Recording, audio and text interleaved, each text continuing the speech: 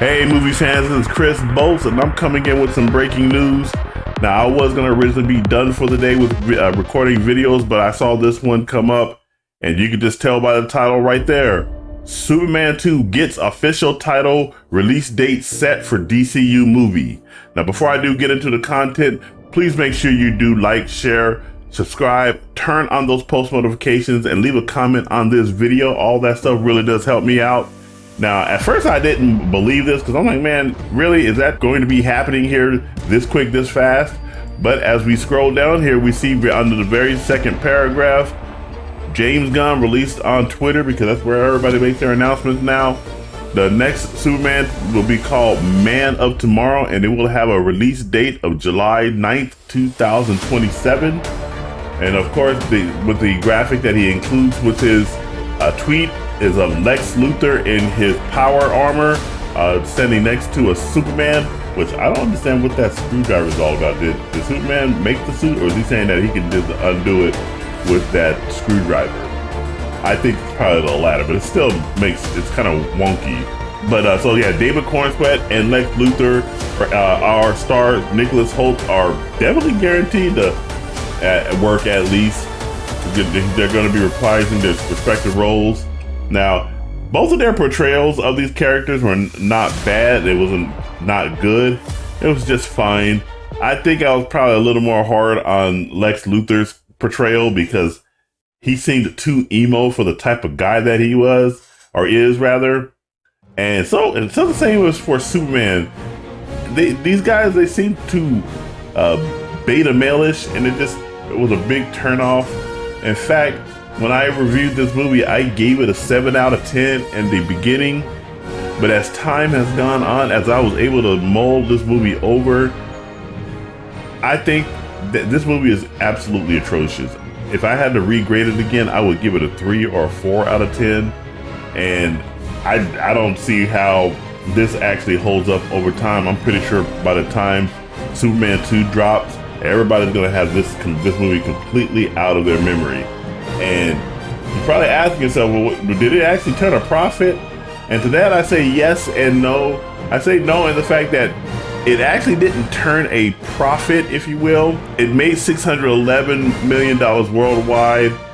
The marketing cost plus the production budget is alleged to be around about what, 300 million to 400 million. So it really didn't make a profit per se. However, Warner Brothers did already come out and say that if this movie does cross the $500 million threshold, they will go ahead and continue the DCU universe under James Gunn. And so, as you can see, it made $611 million worldwide. That's probably where it's going to top off, because now the movie is on video on demand, basically undercutting any potential additional profit or rather revenue it can get from going into the box office or playing in the box office.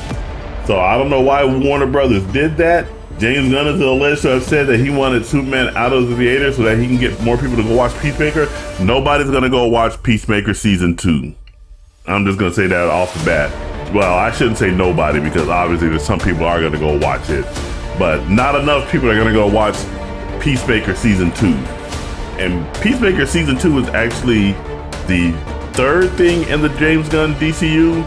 The first being Creature Commandos and the second being James Gunn's Superman.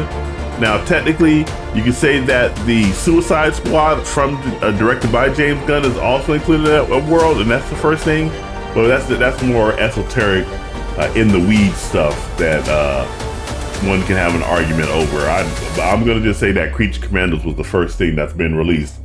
And so we go back over here and we look at this graphic that attaches to James Gunn's tweet post. Got 7.4 million views and positively ratio 251,000 likes to 53,000 retweets, 14,000 bookmarks, 4,900 comments.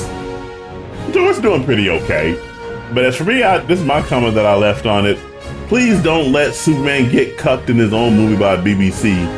And I think that seeing Mr. Terrific in this movie, and if you guys don't know what a BBC is, just put Mr. Terrific and use your imagination or go look it up online, because I'm trying to keep this family friendly.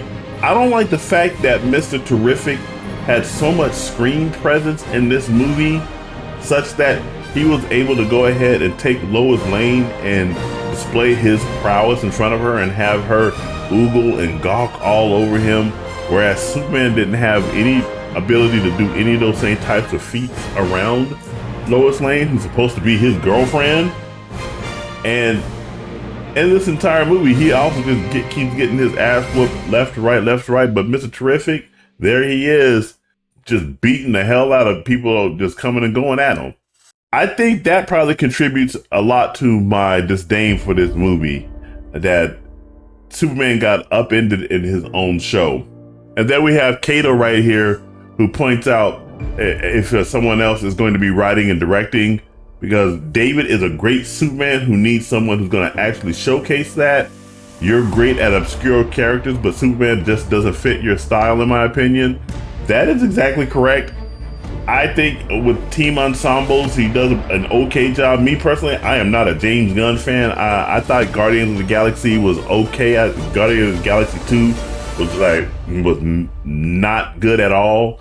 I didn't see Guardians of the Galaxy 3. I do have the Suicide Squad, but I have yet to crack it open. So I'm not that big of a James Gunn fan to begin with, but I will say that when it comes to his team ensembles, people do tend to gravitate more toward that, and he does a great job of doing that type of writing. And you can see that in James Gunn's Superman, where all these characters, he has a really good ability to be able to juggle multiple characters. But as far as just sitting there and focusing on Superman, who is the quintessential stoic hero, James Gunn just does not excel at that. In fact, James Gunn did mention in an interview that he could not really crack the code of how to write Superman. So if you can't do that, you should probably pass it off to someone else who can. And then we got Steven Voiceover right here, who says, is he going to win a fight in this one? Because like I mentioned before, he just got his ass kicked all over the place. Endymion, another guy I like to watch on YouTube. Well, that's interesting, all right. And lastly, let's go ahead and take a look at this no context video infographic. You see right here, Man of Steel tabbed on the top podium.